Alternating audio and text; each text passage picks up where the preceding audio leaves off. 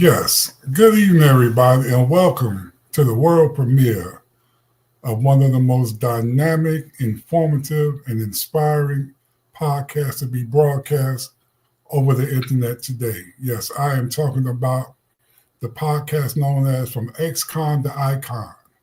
Yes, the podcast is back, and we have some very, very exciting stories, insights, individuals, personalities, and inspiration for our audience.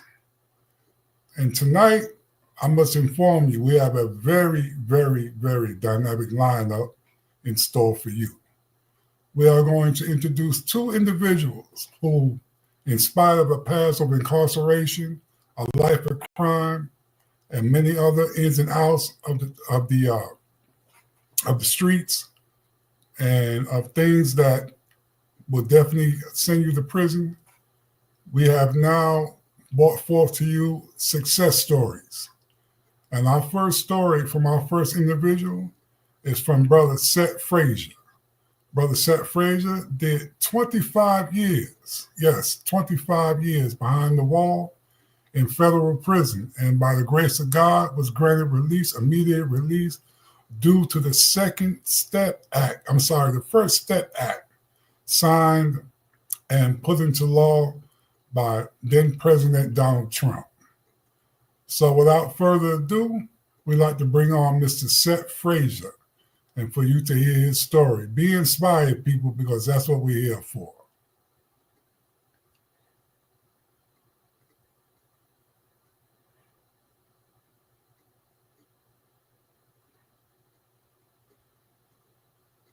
After this break, right? After this break? Okay. Yes, sir. After this break.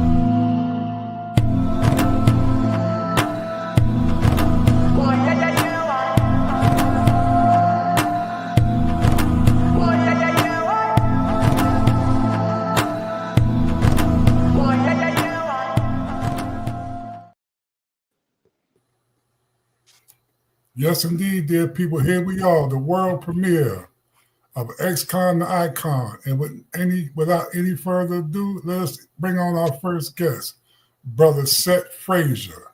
Peace and blessings, my brother. Peace and blessings to you, Brother Abdul. How you doing, brother? I'm doing fine, my brother. It is my pleasure, absolute pleasure to have you here for a few moments. And hopefully we can reach the people in a way unimagined, which includes reaching their mind, body, and soul, and letting them understand It's not how you start, but it's how you finish.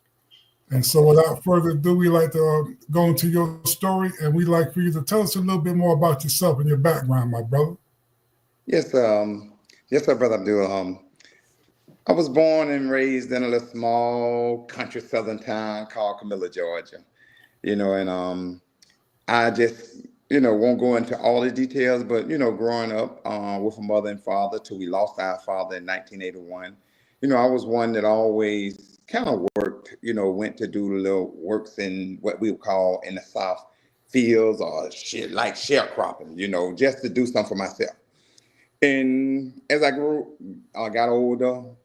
After graduating from high school, I entered into the drug business. And entered into the drug business, I was dealing drugs throughout the southern part of the Mitchell County area, which I was indicted in 1994 by Tallahassee for the Northern District of Florida because I was in that area also transporting drugs to Georgia.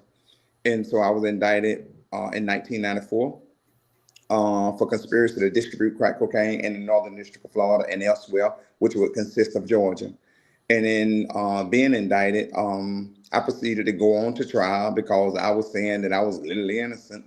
And so in going to trial, I received a life sentence. I received life plus 20 in the Northern District of Florida, which Georgia and Florida both prosecuted me. And so in receiving the life plus 20,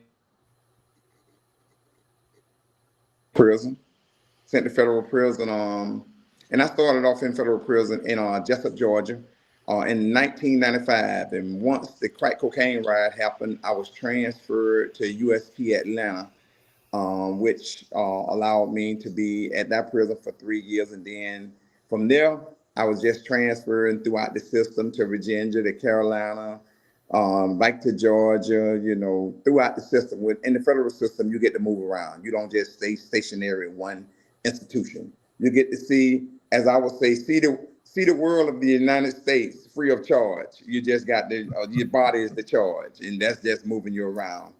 While I was incarcerated, I, made the best of my stay. And when I say I made the best of my stay, I was setting up programs, teaching programs, working with the younger people, doing fundraisers in the prison system, getting brothers to support causes that I felt was worthy. And once I presented to them, they felt it was worthy. So I would make the best of my stay, teaching programs, helping young men to become better while they was incarcerated, so that when they get out, they wouldn't have no excuses and they would prepare themselves to go out better than when they came in. As I was hoping that one day I would get that chance. So in my staying in federal prison, I just continued to work. I continued to work because I understood the situation that I was faced with. And that was, I had a life sentence, which in the federal system, that means life. I didn't have a release date. No release date was set for me. All avenues had been exhausted, and there was nothing that I could do until that day came that President Donald Trump signed the First Step Act. And it allowed me to be re-sentenced, which granted me immediate release really on July 4th, 2019. But I was given a stay of 10 additional days at my request. And I asked the judge to allow me to stay 10 additional days because I wanted to finish up the programs that I was doing. Also, I wanted to, say goodbye to my brothers and sisters because I was petitioning Congress on behalf of everybody under the crack cocaine disparity. And I wanted to wish them well and allow them to continue, that I would continue that fight that I had started, or we started together, but I had petitioned Congress with a 34-page argument on behalf of everybody. So I wanted to stay those 10 additional days to let them know that I will continue that fight by the grace of God, and I wouldn't let up. Wow, that's unique because most people, when faced with freedom, they immediately forget about the environment they're in, and they want to move on to the environment they've been praying and hoping they would one day return to. So obviously, that tells us something about your character and your mindset. So let me ask you: over those 25 years, did you start off wanting to help people? Did you start off, getting involved in the positive side of the prison culture? Or how difficult was it for you to stand out as a positive force amongst all that negativity? Well, back in 1995, I entered the system in December 94. That was when I was actually indicted, December 1994. In 1995, I joined the Nation of Islam at an early age. And joining the Nation of Islam, it gave me a positive outlook. And, those of know of the Nation of Islam or know about the program of the Nation of Islam, particularly in prison, it keeps us more grounded, as a FOI, Fruit of Islam, it keep us disciplined, we work on ourselves, study lessons, and, you stay within bounds. And so that was one of the great reasons of me having that outlook at such a young age, because I was 26 years of age when I went in. Looking back at it now, it would appear I was older, but I wasn't. I was 26 years of age with a life sentence, life plus 20. And having that program in front of me, it allowed me to, one thing, accept responsibility that my action required whatever it was, whether it was an unjust sentence, which it was, but it was what my hands called for. It was the life I chose to live. So, in that life I chose to live, I was willing to accept the responsibility of my actions and do something about it to better my life, first and foremost. So that positive outlook really was from my young age in federal prison until I was really released.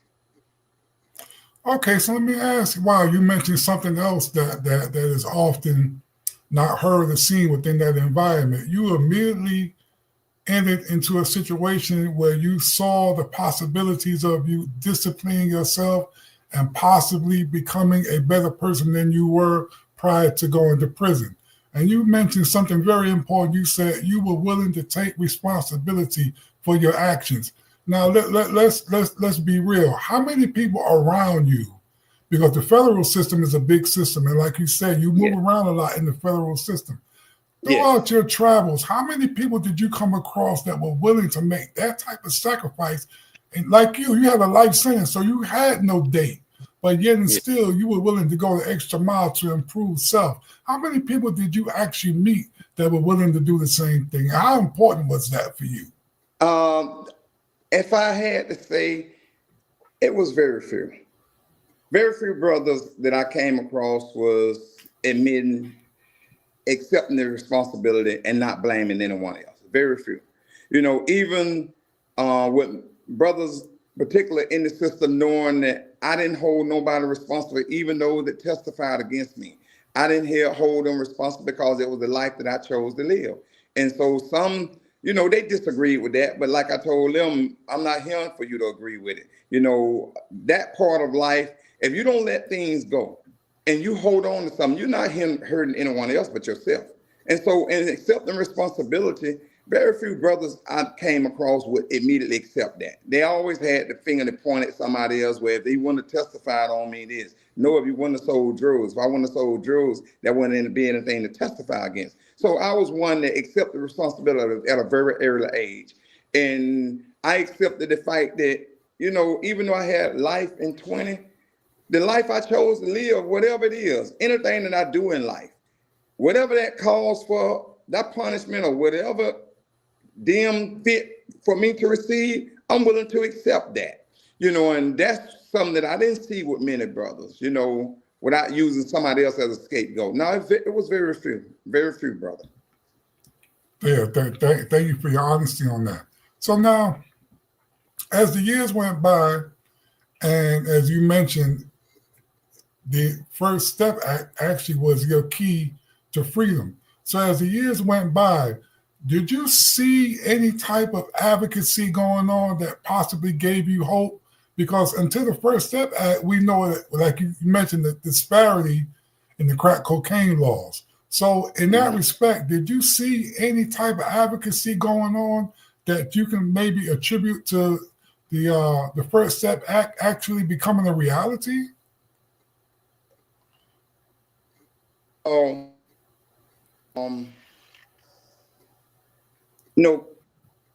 Organizations as Amy Pavo with Can Do Foundation, Angela Staton King with American King Foundation. I knew that these individuals fighting on our behalf, and I would write them trying to make communication. So that gave hope that I knew these was voices that was fighting on our behalf. So, but as for hope, I never lost hope. Although I had a life sentence, I knew one day I would get out. But my point wasn't focused more on when I would get out. My point was when I get out, I wouldn't have no excuses of making excuses. So I knew that when I get out, I needed to be prepared because any of us, myself and any of us, can say, well, I'm a former drug dealer. And me, I like to have a pretty decent life. And so if I like to have a pretty decent life, I wasn't intending to walk out of federal prison saying, well, I'm going to get a job and all that. That was not my position. My position when I walked out was I told my federal probation officer that I'm starting my own business, so I didn't come home to work for anyone, because I didn't come back to fit into that society or fit into what the norm of what was already going on. I know what that was about. I saw the struggles that people had accepting that way of life. So I wasn't coming home to that. So in order for me not to come home for that, I had to prepare myself while I was being provided a necessity of life, which is food, clothes, and shelter. The government was being provided me with that. So I didn't have no responsibility as people in society have responsibility to actually make ends meet and all that. My responsibility was for me to work on myself, understand my own weaknesses, get control of those weaknesses, work on them and develop them. So that when I get out, I wouldn't say what I'm not going to do.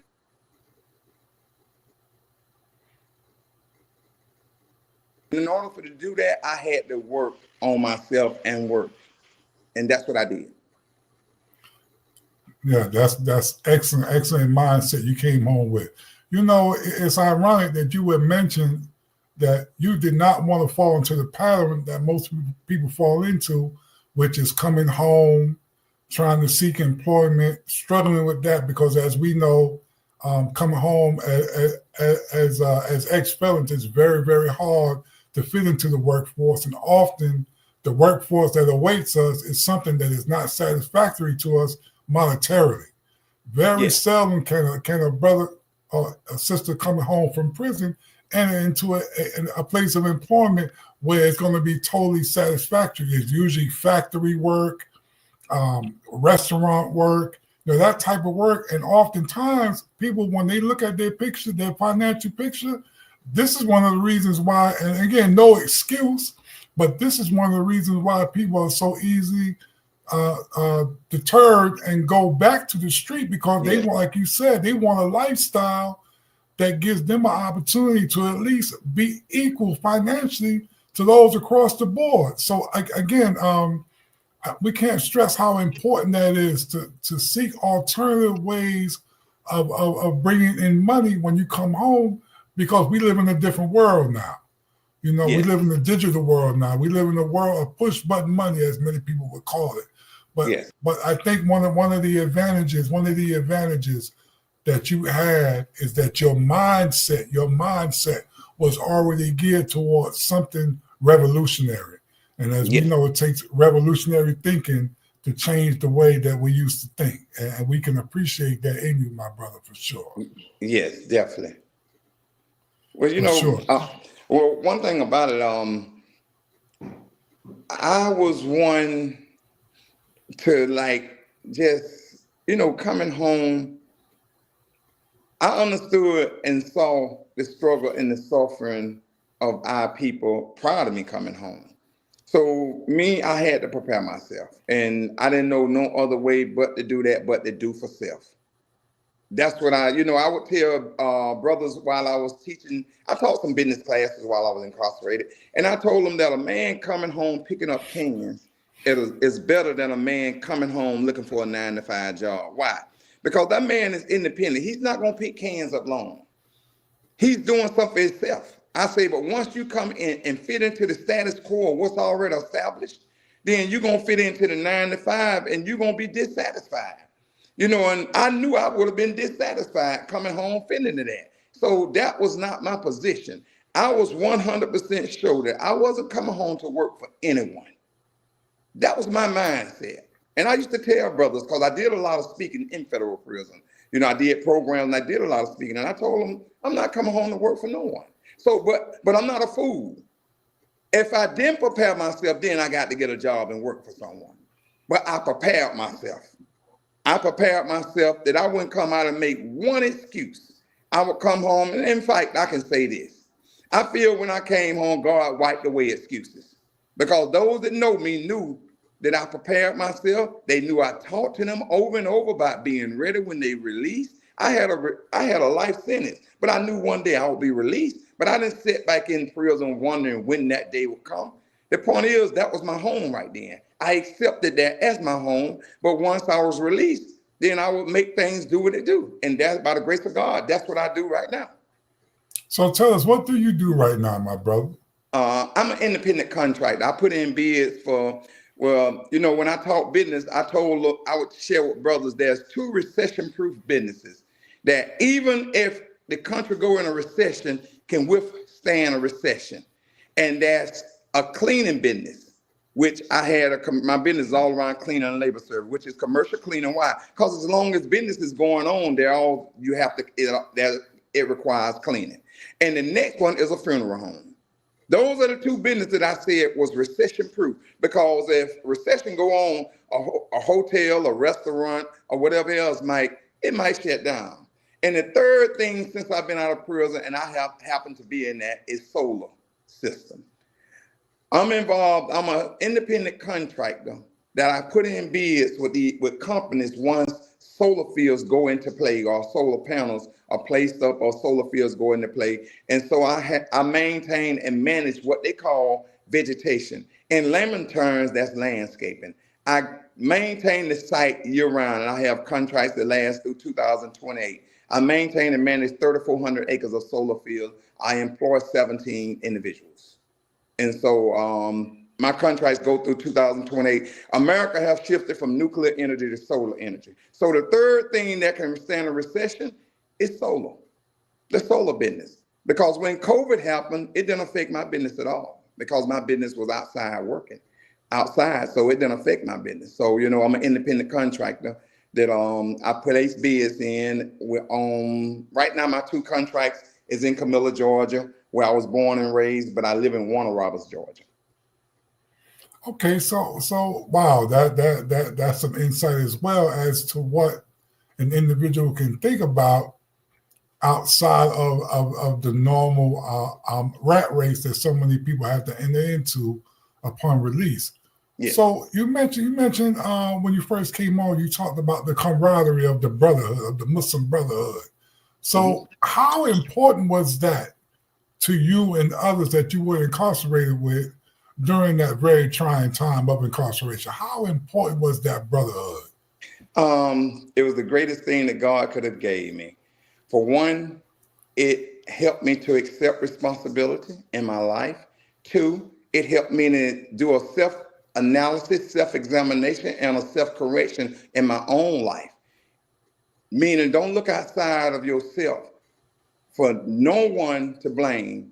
Blame yourself, but accept responsibility and do something for yourself and work and develop yourself. And so it was the greatest thing that God could have gave me, other than life itself, because it helped me to become a man. It helped to develop me. You know, we can all, excuse my language and term, but just because a man is defined by character. You have a male and you have a female. These are traits, or these are individuals, which could be a male or a female. So just cause I'm a male figure don't mean I'm a man. In that mindset that I was in prior to going to prison, I was not a man. I was a male feeling I was a man, but if I define man, that's not a man that's selling drugs, a man that's living the type of life I was living, that's not a man. I was a male in a figure that I was trying to define myself as a man, but a man comes with dignity, respect, character, honesty, trustworthy, responsibility. So I was not a man, and that was not being a man. But in this life we was living prior to going to prison, I felt I was a man, but I can't define that in nothing I was doing as a man. So it was a big help in developing me. That was my development. The Nation of Islam program was my development. The Nation of Islam program is why I'm successful today as a businessman. The Nation of Islam program is why I'm successful as a black man that can speak and stand up to speak like I speak. It's the program that I was put up under. And I'm grateful for that program. And that program is what gave me the life that God has blessed me to have today. Praise be to Allah. So if there are any young people tuning in tonight to this very, very important conversation that we're having, what can you say to them that could possibly give them a different way to think? Because as we know, our youth are in great trouble. They're making some terrible decisions, and they are receiving football numbers behind those walls. I'm talking about young men 18, 19, 20, even as low as 17, 16. What can you say to them that might possibly deter them from traveling down the route that we traveled down? Well, one thing is they can't be followers. They got to be their own individual thinkers. Don't try to fit in, because to fit in, everybody say what they won't do, but when you fit in and something go down, then you're going to see that those that you thought was with you are not going to be with you. Another thing that's going on also is this. I got caught up in what is the crack cocaine disparity. Okay, that was a disparity that sentenced us 100 times more harsh than those of powder cocaine. Now, that disparity was wrong. That's correct. But I was a drug dealer. I didn't understand. They got a law that's called ignorance to the law is no excuse. So even though that law existed, because of the life I chose to live, I got caught up in that lie. Now, that was 26 years of age. I know some of my brothers, Brother On and others, was 18 years of age in 1990 when they got caught up. It was thousands and thousands of us got caught up in that web of design conspiracy by the United States government. Okay, what's going on today? Well, they letting all of us out. I get out, I'm 51 years of age. Other brothers, Brother Akbar, they on their 70s, in their 70s.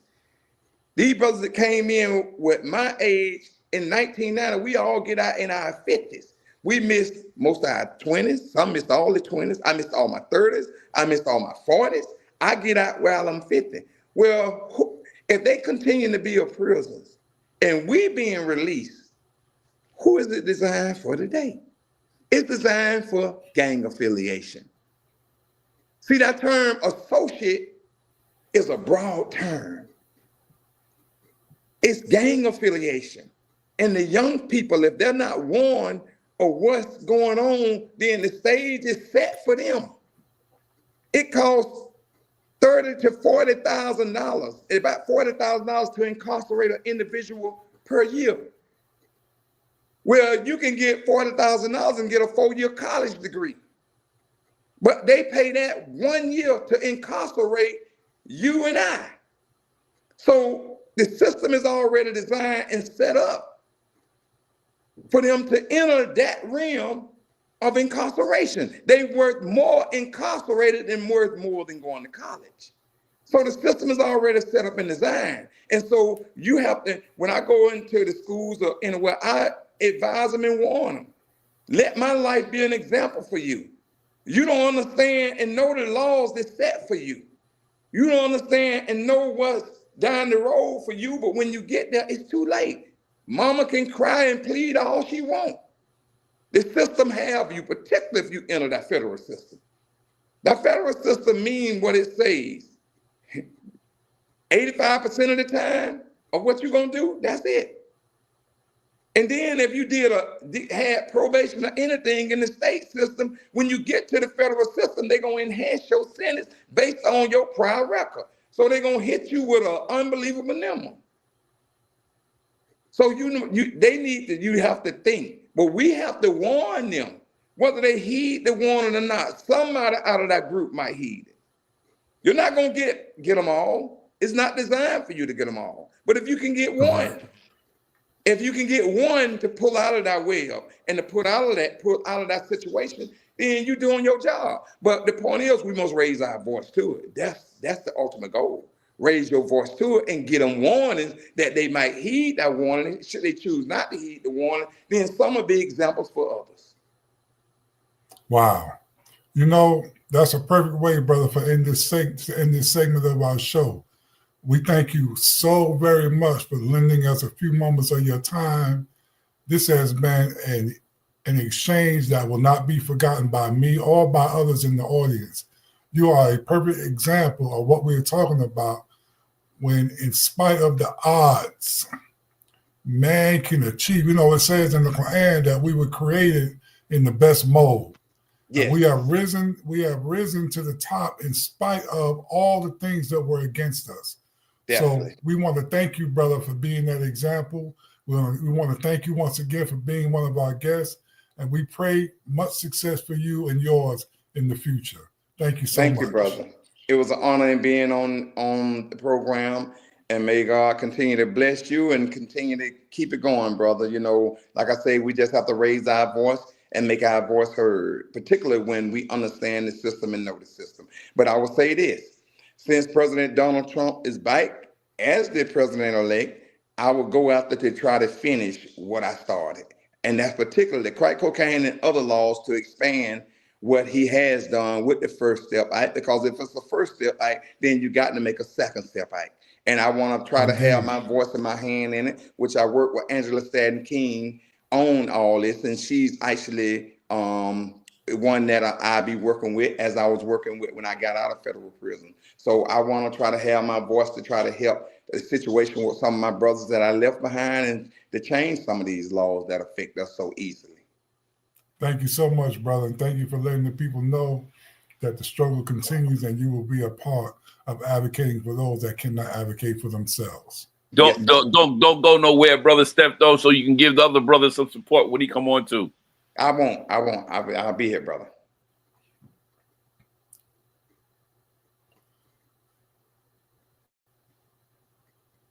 Okay, right now we're going to go to a break. And when we come back, we're going to have another individual who's going to share his story, Mr. Jerry Ward. And at this time, we will go to a break, and we will be back in a few moments.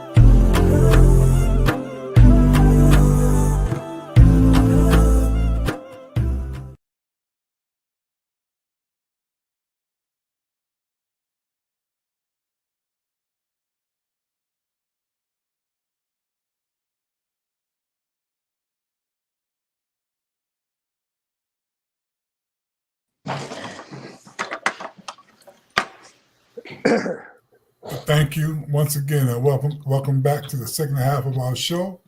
Before we bring on our next guest, let me just mention to you how important this show is.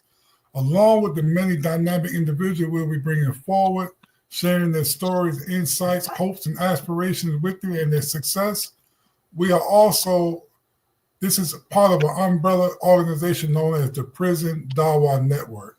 The Prison Dawah Network is being set up to motivate, inspire, assist, and give help to those coming home from prison. And we have many, many, many dynamic things in store for our society in the future. So I just wanted to mention that. Without further ado, Let's bring on Mr. Jerry Ward. Mr. Jerry Ward spent a half a century incarcerated. Yet in spite of that number, Mr. Ward has stepped out. He's on the road to redemption and success. Thank you for being here so much, Mr. Ward. Welcome. Okay. Good evening. Am I heard? Yes, you are, sir. Okay. Well, good evening, listeners and audience, and good morning and good afternoon to those maybe in other parts of the world in our country. Again, I'm Jerry Ward, and I said lightly about the decades of being away on the other side of the wire. And because it's not something that you wear as an honor or badge, actually, I forever will be shame and regretful that it happened. And a little synopsis, a bio of my being away in May the 20th, 1974, I ran into blatant racism in our country. And in that process, as a very young man, not able to handle it all, and the fear factor kicked in. I was responsible for 2 lives being taken. And in that process, I went to the other side of the mainstream society. And from that point on, to be brief with it, I got to see another side of a journey that was unknown to me. I had never been incarcerated whatsoever in juvenile processes. Not saying I didn't have some delinquency in that behavior matter as you go into the teen years and adolescent years. Came from a great family. My father wanted me to be a professional. Was high strong on education, and I did right about it too. I went to those waning years. It's now going into deviating off the course. So with that said, I want to just say 3 pronouns that I want you to get right now, and hopefully you'll carry them on later on. Yes, you can. And I'm going to repeat that and probably reiterate that time and time again. But remember that yes, you can. Because I sit here today out of those blessings that I'm here today after those 5 decades, and I'm here. And the things I went through, you may say, well, why so long? That's here and there because whoever may say destiny or my not being able to buy into what I should have been doing at the right time in that era of my life, not seeing it till I finally realized that I'm sick and tired of being sick and tired. And I need to make my mark on going back to the world, the free world, mainstream society as we speak. And through that process, those long decades, I was positive productive. Like I said, I come from a family that believes in positive productivity. I do not want to assuage my religious faith on no one. And I want to commend the brother that was right before me and how he shared what he's done. I have family from the Georgia region area, which most of us may have through in the original roots of our culture. And so what he's done is great. And when I was invited in to come in and speak in this inauguration process of this great program, I was enthralled to the fact that I was like, man, I'm arriving because I had ambitions and goals to be a motivational speaker because I thought that my decades of being away, I had been blessed with opportunity now to hopefully inspire and enlighten and empower some young person or some people that's saying, yes, you can. So the message Mr. here Ward, let me interrupt you for 1 second, brother. What we need you to do is just move back a little bit. Oh, sorry. Okay. There you go. Perfect. Good. Perfect. Go ahead. Now continue. Thank you. And thank you very much. I'm sorry. And so in that process, I want people to be encouraged by no matter what you're going through in your day-to-day. Yes, you can. Whatever you need to do, whatever you need to overcome, financial, the infirmities of life, bad marriages, children having issues, things. Yes, you can do such because yes, I did. And through the grace of the higher power that I serve, he's brought me and he allowed thousands of men to be on these shoulders throughout the process with some positivity to tell them, yes, you can. Keep striving, keep pushing, keep going forward. And basically, that's why I'm here tonight to empower some listener. I know we have a lot of hearers, but I'm speaking to the listeners. I want the listeners to embrace this thought process that the testimony that I'm sharing with you tonight is a testament to that you can do whatever you need to do in this great country, in this great world. Just pat your feet, keep believing.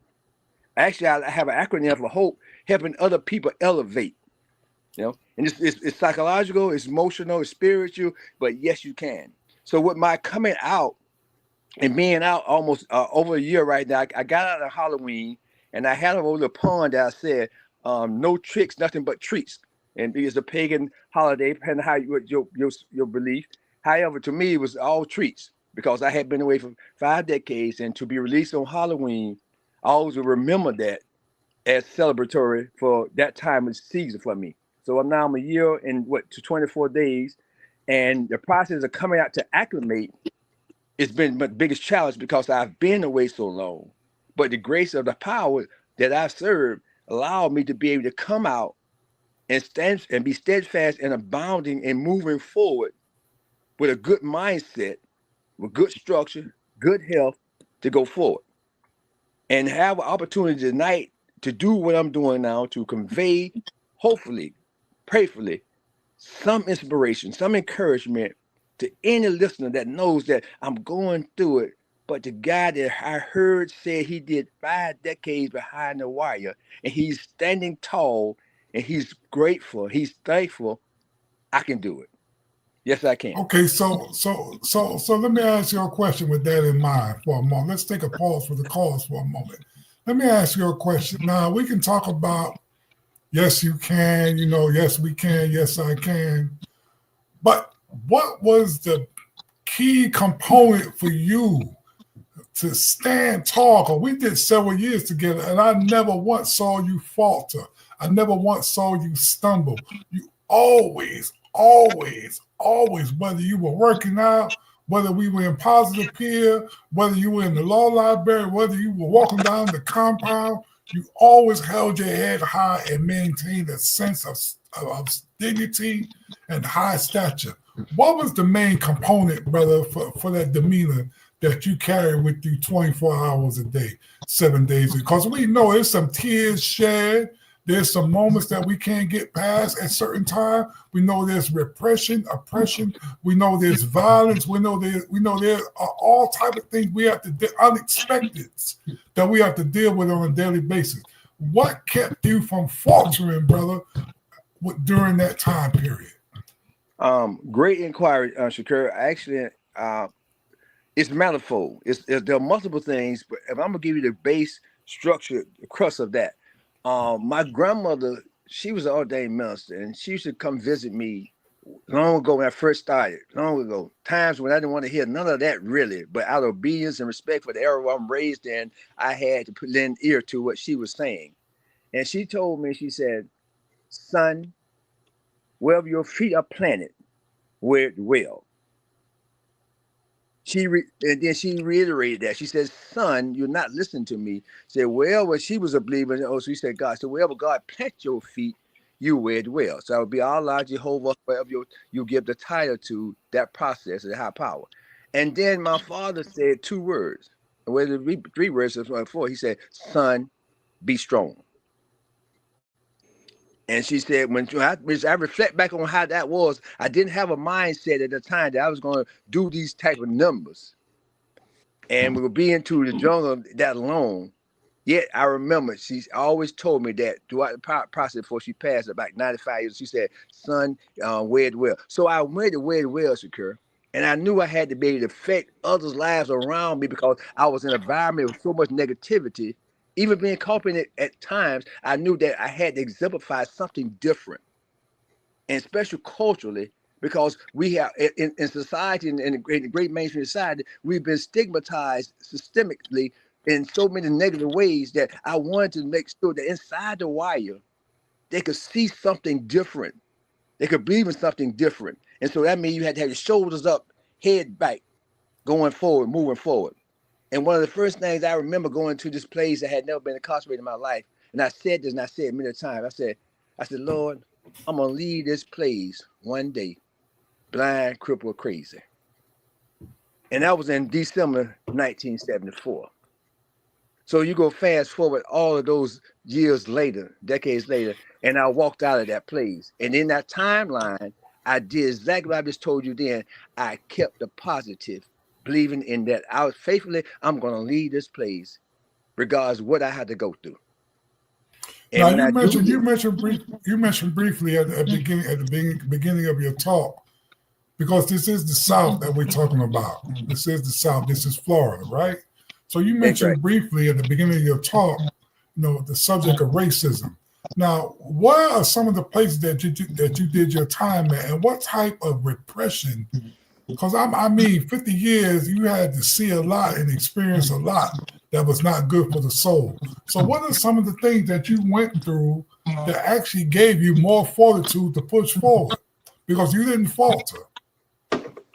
Well, what it was is that the same thing we had seen in our forefathers, our forebears had seen and physically endured on the outside of the wire, it was internally as well. However, what it was for myself, it was that I had to not succumb to it as I had done by having the physical act that put me in the wire, under the wire in the process. I felt then I had lost. I felt I had lost part of the battle.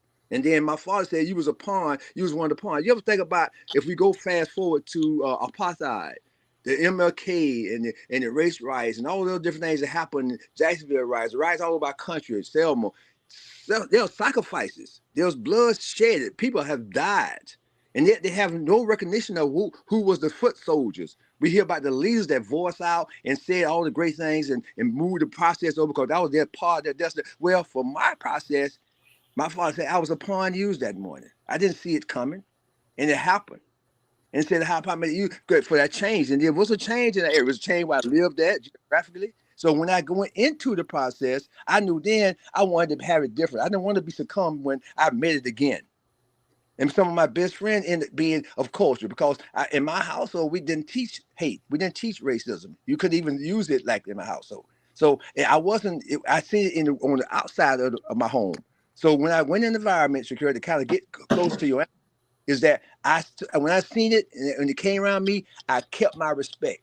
I kept my pride. I kept my dignity. I kept my cultural awareness of who I was and what I should be doing to exemplify and represent for which I came.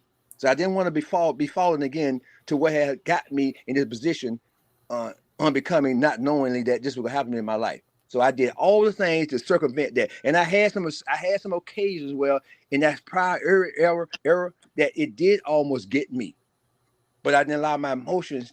I had more control of my emotion with the maturation period I had got with the sharpness of my middle school skill sets now that I could deal with it much better now because I knew it was in our world.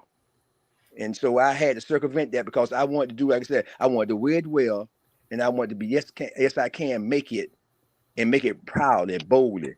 So let me ask you something. So right now, what's your situation right now? Where are you at? How are you moving forward after doing so many years behind the wire? And what's your station as we speak in terms of life and moving forward? Okay, another good inquiry. To acclimate is a key word for us. The transition, I made synonymous with that. To adjust and adapt. I'm at a transition place because you remind me, if I've done, okay, I do not have the things that people would have had being out those decades. Surely it was success, regardless of if you was doing illicit things or not, and you was doing the right thing with that material. So I don't have this. I'm in a transition spot, which is almost dictate in the Florida process. We got to put you in a process so you can kind of like foot in, foot out, before you get all the way loose into the mainstream world and for success. So and to avoid recidivism or return to prison. So I'm in a transition spot place. And in that transition place, I want to give kudos to the Hillsborough County area because I think Tampa may be the one or two cities next to Pittsburgh, Philadelphia, city of love that has that transitional reentry process where they're doing all the possible can to bring back their society, their members into society for some success or some meaningful success. Thank you. And for that answer. Yes. And I want to forever commend that process, the mayor, the city council, the legislature, the churches, the people that the neighbors that we're around that giving us the opportunity to come back and say, yes, we can. Yes, we can be safe people. Yes, we can be meaningful people, productive people. And this is where I'm at right now. I'm on a low totem pole because I told a guy recently, one of my mentees that was with me in the process in the prison, I said, we got to start over. We don't have the luxury to have all the things that we would have had if we had been out. So we got to start over. So if it means starting at the bottom, and here's a motto I use, we out here. We're That's out right. here. And Thank you for because that. because the Thanksgiving season, I mean, all the guys that come out, I tell them that's what we say. We're out here. So regardless of what happens, be grateful. Be mindful that it's a giving season, and the thankful season that we have right now in that holiday season, it's Thanksgiving all time. Every year, 365 days, I wake up. Thank you. I remember every morning I wake up in my prayer, I said, thank you. That's the first thing I said. If I opened my eyes, laid in the bed and prayer, I said, thank you. Because I knew if I just kept breathing every day, I was kept jumping out those bunks, those beds we was in, hitting that floor on solid ground, I'll be thankful. One day it was going to end. I don't mean to cut you off, Mr. Ward, but I'd like to give Mr. Frazier a few moments to give us a few last words before we bring this program to a conclusion. Mr. Frazier, can we get a few last words from you, my brother? Yes, sir. It's an honor hearing you also, my brother, and the time that you spent behind the wires and the walls, you know, and it's an honor me coming across to meet you as well. Thank you. But the few last words is, you know, in life, we make decisions, and from those decisions there's an outcome. Like say for every cause, there's an effect. And if the effect is real, then the cause is also real. So, you know, and me saying that is that just, you know, you had asked the question on what would I say to the young people? Just always weigh a decision before you make it, or think about it. Because once you make that decision, you spin that top gonna fulfill the course. It's not going to, you can't say top, stop spinning. Once you start motion, which motion is the first law of the universe, once you start motion in a direction, that motion gonna fulfill the course. And so just think about what you do and weigh the decision. And if you choose to go on with that decision, then you have to be the man or woman or what that decision might require of you. Thank you. Well, gentlemen, I would love to go another hour because this is my forte. This is what I love to do. I love to bring forth people and inspire and give people hope in spite of bad circumstances that, yes, we can move forward and achieve great things. So to our listening audience, we like to say thank you. To Mr. Khalil Muhammad, our engineer, we like to say thank you. But most importantly, we like to give all praise to God for being able to be here. 3 individuals who were formerly incarcerated with life sentences, sitting here chopping it up, bringing it forward to the people, motivating and inspiring the people, and giving hope where people say there is no hope. But we are proof that there is hope in spite of, you know, everything is duality. Where there's darkness, there's light. So we give thanks to God for that. And Brother Carlito, thank you, Brother Carlito. I forget. Thank you, my brother, for this opportunity as well. Hey, one last one. Yes, sir, brother. One last, the 3 L's for the young people. Let me give you a chance to say that quickly. For the young people of today, 3 things. The 3 L's. My father gave me, and I've gave it many times. Look, listen, learn. Yes. That way you don't have to follow, like the brothers, you don't have to follow the other process, because you can look and see it, you can learn from it, you can hear about it, and you can deviate from that process and create your own dynamic. That part. Look, listen, learn. Thank you. Thank you. Yes, sir. Thank you so much, everyone. It's been a wonderful, wonderful show. Yes. We've had a wonderful, wonderful time. And God willing, we will do this again very soon. Tune in every Sunday for Ex-Con to Icon, and know that this media that we're bringing forward is an alternative to the noise that we hear all around us. We're bringing clarity and conviction, and we're bringing light in the midst of darkness. Thank you. Thank you, gentlemen. Thank you.